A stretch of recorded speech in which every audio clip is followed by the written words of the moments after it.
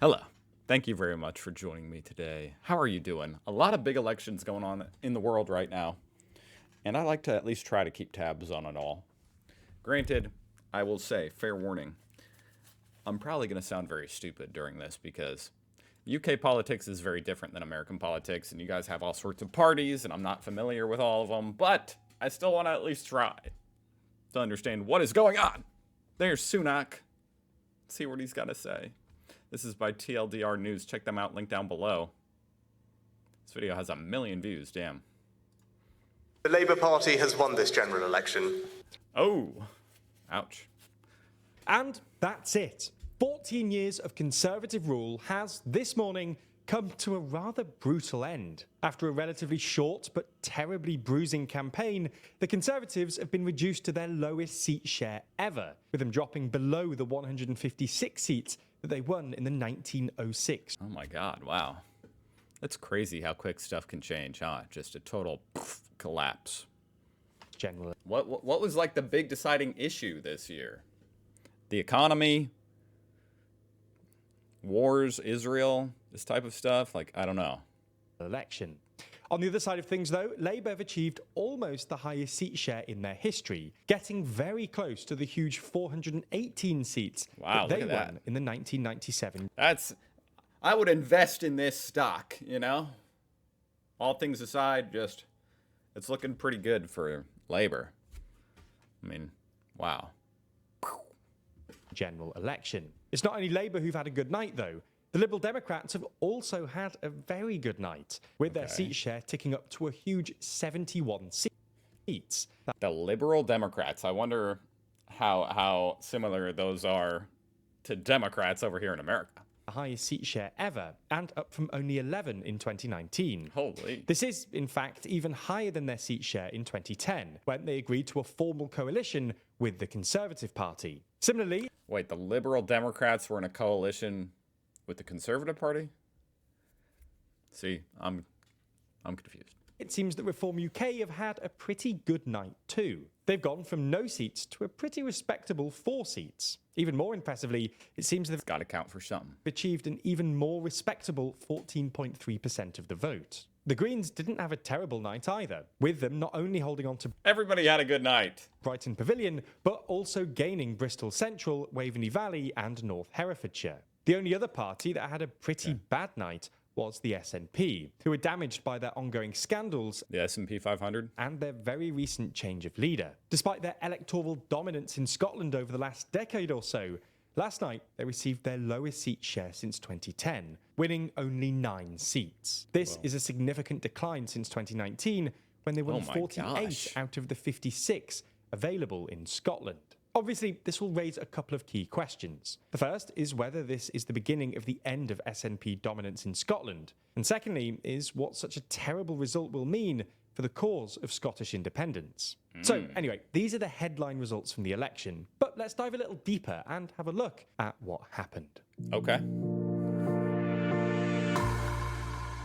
Before we start, if you haven't... I thought we were already diving in pretty deep, you know what I mean? I'm still trying to keep up. Already, please consider subscribing and ringing the bell to stay in the loop and be notified when we release new videos.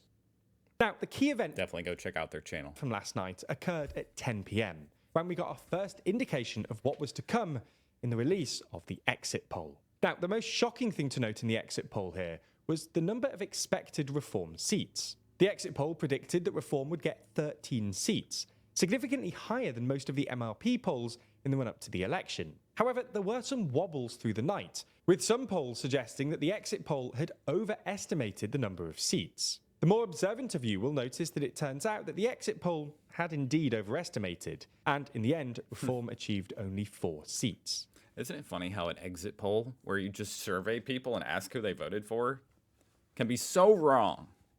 The other shocking find from the exit poll was the number of predicted Tory seats. Prior to election day, many of the MRP polls were predicting below 100 Tory seats, while the exit poll predicted that the Tories were going to win 131 seats. What followed was deeply chaotic, and something that made writing this video through the night even more difficult. The Tory is the Conservatives, right?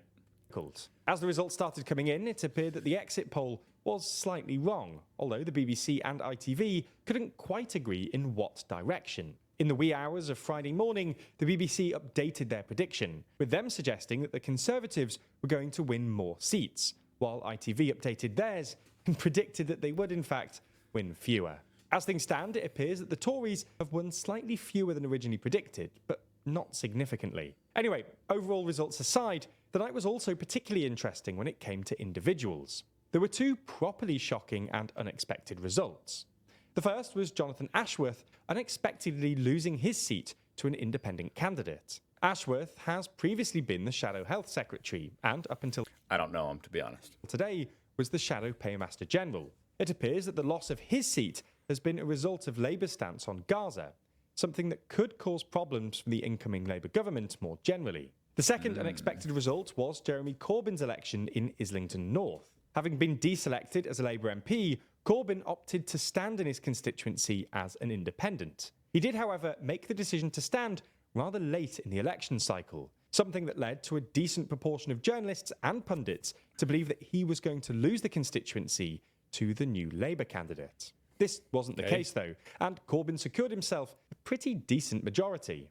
So, now that we've gone through exactly what happened through the night, it's worth going through what this all means for the main parties. Now, the most interesting party to discuss right now are the Conservatives, who, as we've just discussed, lost some pretty major figures through the night. At the time of writing, Sunak has not yet announced his resignation as Conservative leader, although he is expected to either this morning or in the coming days and weeks. So when you lose as the incumbent MP or PM, you just... Does he have to step down as the leader of the Conservative Party? Couldn't he remain? Or is it like, okay, you lost, get out of here? This will naturally kickstart a Tory leadership election. The question now is who would take over? While it's a little too soon to tell, there are some candidates that are in a particularly strong position right now. Kemi Badenoch is in the strongest position. She's got a rather strong following among right-wing Tories, both in Parliament and among the membership. Okay. What really bolsters this position is the fact that one of her key... Man, it's crazy seeing people so young, you know what I mean? How old is she? She must not even be, she's not even 80 years old. How can she run the country? Over here in America, you got to be at least 80. She's like, what, 40? rivals for the leadership, Penny Mordaunt, lost her seat last night. It is worth mentioning, though, that there has been an issue in Badenoch's constituency with postal votes, and if this is challenged in the courts, it could cause problems for her candidacy in the Tory leadership election. Anyway, someone else that there's some chatter about in terms of taking over the Tory leadership is Nigel Farage and his potential defection from Reform UK in order to lead the Tories. After all, he now has a seat in the House of Commons, and there are some relatively senior members of the Conservative Party who have gone on the record as saying that they would like Farage to join their party. Only the next few weeks will show exactly what happens here. But how often are these elections? Maybe that's a stupid question, but I'm just being honest. How often are UK general elections? Oh gosh. I'm trying. Okay. It's taking too long. I don't know. if you do want to stay informed on this, make sure you subscribe to the channel. Anyway, what happens next for Labour is quite simple. The new Prime Minister, Keir Starmer, will meet the King and agree to form a government in his name. He'll take office at Downing Street, assemble his first cabinet, and could even represent his party in a PMQ session before the imminent summer recess. They will soon begin implementing their policy platform as outlined in their manifesto. Whether they're successful at implementing this is not yet known, though. Their manifesto, huh? They call it that? That has some bad connotations in my brain. As outlined in their manifesto. Whether they're successful at implementing this is not yet known, though, and something we'll need to keep an eye on through the next few years of Labour government. Regardless, this is clearly a monumental election for Labour and... I guess it's not like a negative word. It's just usually only used by weird people who leave their manifesto and then go do crazy shit. The UK. And when these kinds of this is clearly a monumental election for Labour and the UK. And when these kinds of elections happen, people tend to like to save newspapers and magazines with the headlines for posterity. The best... It's interesting seeing people tend to like... You know, you can see on save news. their blurry signs, it just says change, which just takes me all the way back to Obama, because I'm old enough to remember the first time Obama ran. And that's what his signs said, you know what I mean? They just said change. And it's so interesting to me. Now that I'm old as hell, being around for a long time, it's like people are always wanting change, which you can't blame them. But, you know, it's like, I don't know. You guys know what I mean? There's something kind of odd about it. Just, there's always candidates running on, oh, I'll change it. I'll be the change you're looking for. You want some change? I got it for you. Not a lot seems to ever change that much, but sometimes a lot does change. You know, sometimes a lot does change. I'm being very vague, but anyway. Newspapers and magazines with the headlines for posterity. The best way you could possibly do that is by picking up a copy of Too Long. Our 60-page, high-quality magazine full of I did not expect that guy.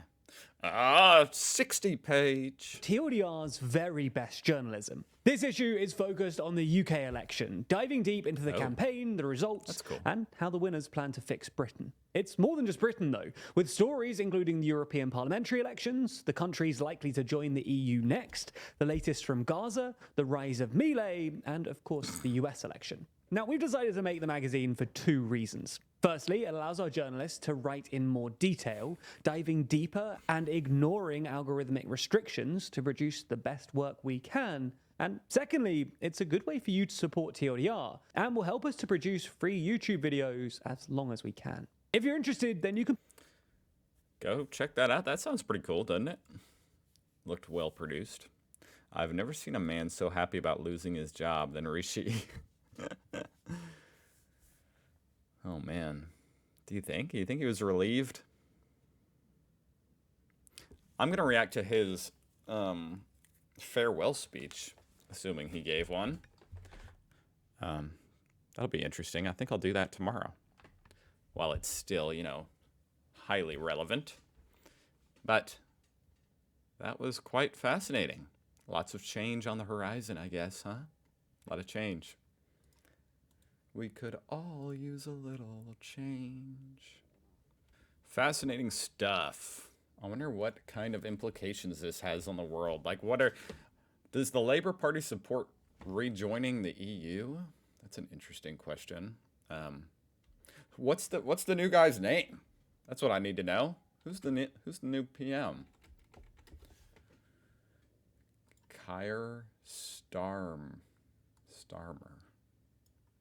This dude. What do we think? We trust this dude? Okay.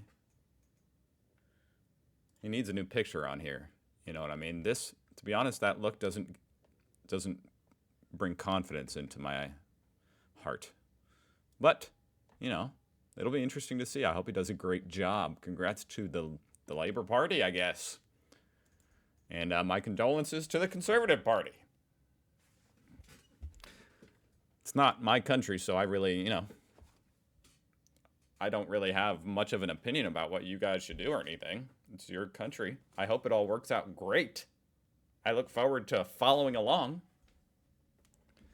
That's interesting. And I'm definitely going to watch Sunak's farewell speech tomorrow. Thank you for watching. I'll see you guys tomorrow.